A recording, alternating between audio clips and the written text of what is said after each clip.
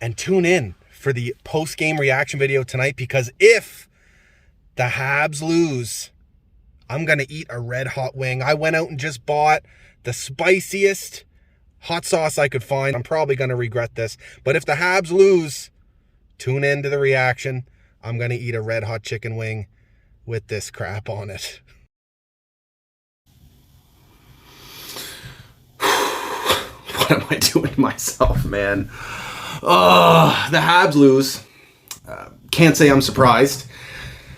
That's their 11th loss on the season now in 16 games. Regulation, I should say. They've got another OT loss on the board as well.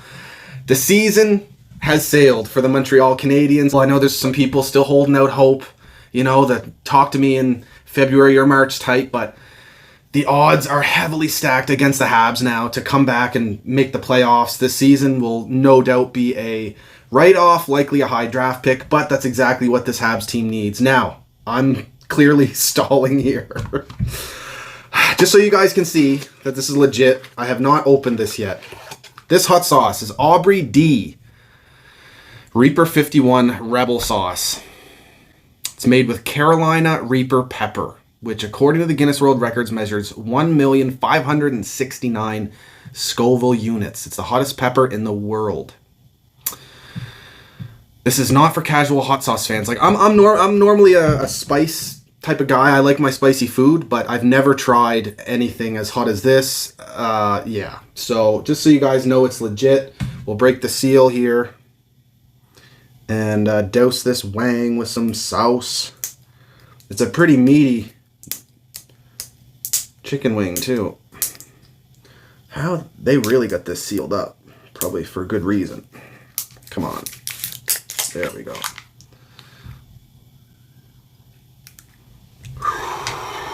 Okay, I'm gonna eat the whole wing too.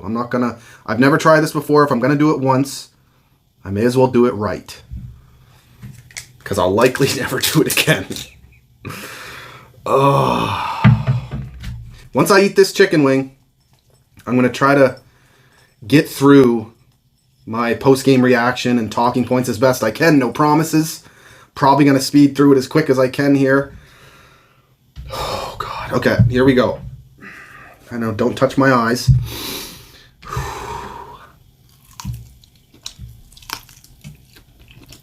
Oh, shit. This is bad. Oh, God.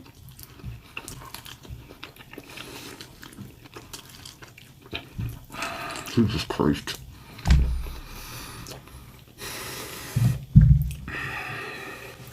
Oh. Oh.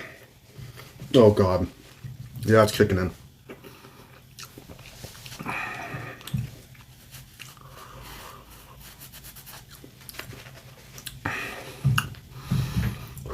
Oh, shit.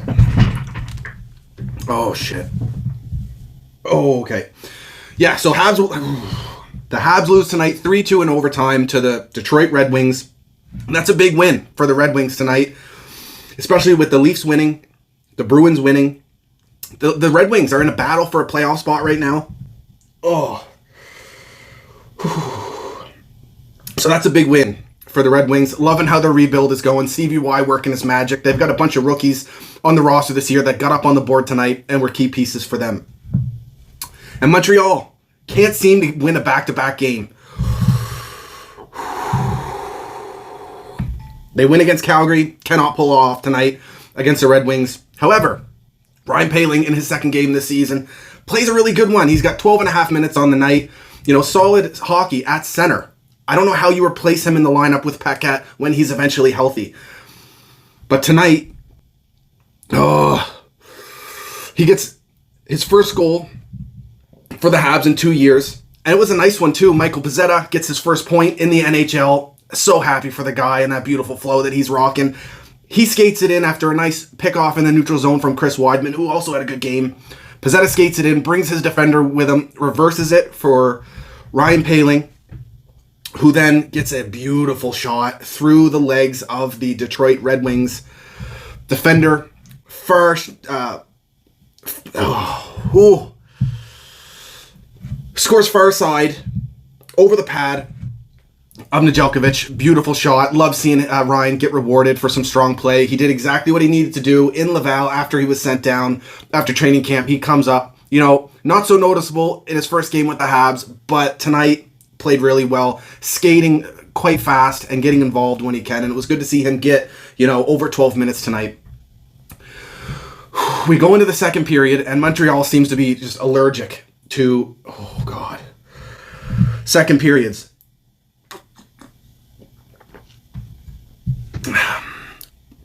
All season, it's been killing them. And this one is no different. Jeff Petrie, brutal giveaway in the offensive zone, taking way too much time with the puck. He gives it away to the Red Wings winger. I believe it was, I can't even remember at this point. He gives it away to the Detroit skater, who then comes up the ice, and he has Petrie beat the whole time. He's skating right in on Jake Allen, and Petrie pushes. It's Larkin. He pushes Larkin right into Jake Allen, who gets absolutely just demolished into the net. He was down for a while. Just boneheaded play by Jeff Petrie. Two boneheaded plays. The giveaway, which led to the odd man rush in the first place, and then why are you pushing a huge guy and Dylan Larkin into your goaltender like that? What are you expecting to accomplish? It looked like Larkin was getting ready to stop, but then he toe picked maybe because of the push, and he went, full steam into Jake Allen, who then leaves the game, likely because of the concussion spotter, and it turns out he doesn't pass his test. He leaves for the rest of the game. Montembeault comes in, immediately lets in 2 goals. And, I was critical of him, to let those in, but really looking back, how can you fault him? Dylan Larkin, maybe you expect Montembeault to be ready from a shot there in the NHL with a guy like Dylan Larkin having the puck on his stick down, skating it into the corner on the goal line essentially. But what a beautiful shot from Dylan Larkin. No look shot as well. He really sold that he was going to just dump it around the boards. Instead, he rifles it over the shoulder of Montembeault. Beautiful play for Dylan Larkin. Roenick and Bertuzzi pick up assists on the play. And the Detroit Red Wings don't stop there. They score another quick one on Montembeault, and this time it's more Seider with the just beautiful play up the ice. The defenseman skates it right up the middle, gets the entry with the nice backhand pass. As soon as he hits that blue line, puck eventually finds its way to Pia Suter, and he absolutely snipes it. Another strong young player for the Detroit Red Wings after they snagged him from the Chicago Blackhawks. We go into the third period, and Montreal with some late heroics. Arturi Lehkonen flies into the boards with a ton of speed, hurts himself, but he stays with the play, gets up and makes a nasty no-look pass. Cross seam all the way up to Chris Weidman with the timely pinch, who then snipes it on Nedeljkovic. Chris Weidman has been just a stud for Montreal, and the way he's been playing and the way that Mr. David Savard has been playing, I'm going to continue to rag on the guy. To me, why, if you're going to sign the KHL leading scoring defenseman, the defenseman of the year in the KHL, a former NHLer who really only had to leave the league, considering what happened with the Sens and the whole taxi scandal where they got caught on camera bashing their coaches. He leaves, he goes to Russia, just kills it, comes back. Why wasn't he injected into the Habs top 4 from the get-go? We're desperate for puck-moving defensemen. He is exactly what this team needs. And he's showing it lately, getting up on the board. That's, 2 points on him for the night tonight. He ties up the game late for the Canadiens. Armia picks up an assist on it as well.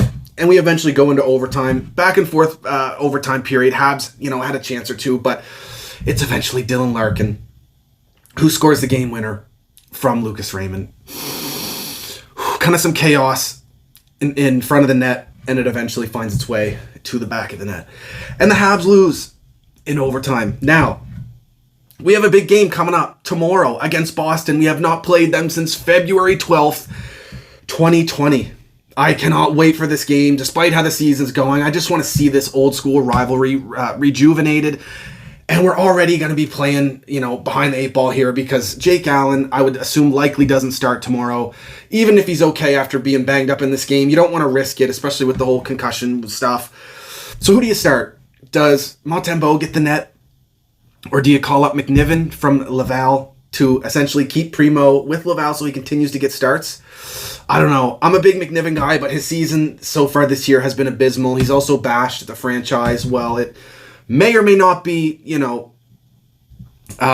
warranted for him to say things about, he has to have some onus on it as well. Anyway, do you call up Primo? Laval doesn't play until Wednesday. So, what's wrong with calling up Primo if he's going to start? You don't call him up to sit on the bench and have Montembeault start. So if you call up Primo, you better have him start, especially considering the game will be in Boston. He played for Northeastern University in his university career, in his development years. So that would be a good story. It would kind of work out well that good timing. He comes up, gets the start against Boston, and hopefully we see him put a good performance. Put a good performance up. That's who I would go with. He's got a 9.16 save percentage in, I think, 9 games with Laval this year. 8 or 9 games. So that's not bad. And he, right now, looks to be the future of this franchise in net. Maybe Jacob Dobes comes in, a few years down the line and makes a name for himself in the organization. He's looking damn good right now in the NCAA. But we need to give Primo some NHL looks. And once he starts against Boston, you can send him back down to play with Laval on Wednesday against the Marlies, because that's a big game. Laval 6-6 right now in the AHL. So this is a big one for them. You don't want to see them fall behind on the season early, like the Montreal Canadiens have. Anyway, guys, quick prospect review here while I'm on the subject, and while the Habs continue to lose, so we at least have something to look forward to here. Sean Farrell, with his debut season with Harvard, is absolutely killing it. He's got 11 points in 6 games. He picked up the shootout winner for them. I think it was this evening. Beautiful move. Jordan Harris as captain of I think it's Northeastern. I can't focus right now. He's got 9 points in 12 games. He's also looking good. The future of, puck moving defense in terms of the left side for this Habs team. Hopefully he'll sign with us and join the team next year. But he's looking good on the back end as a Habs prospect. Joshua Raw, the winger in the QMJHL, again, just playing fantastic hockey, turning his development years around here in the Q in juniors. He's got 26 points in 15 games, and he is tied for 3rd in Q scoring with another Habs prospect, the Halifax native, Riley Kidney, who not only is just making plays this year, he is scoring goals. He also 26 points in 17 games. So far, so good for him. Oh.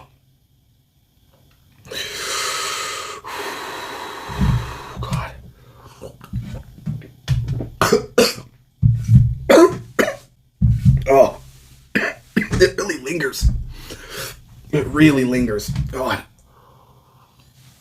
And Caden Gooley, captaining the Prince Albert Raiders, he's got 12 assists in 11 games. Love that he's getting his offensive game going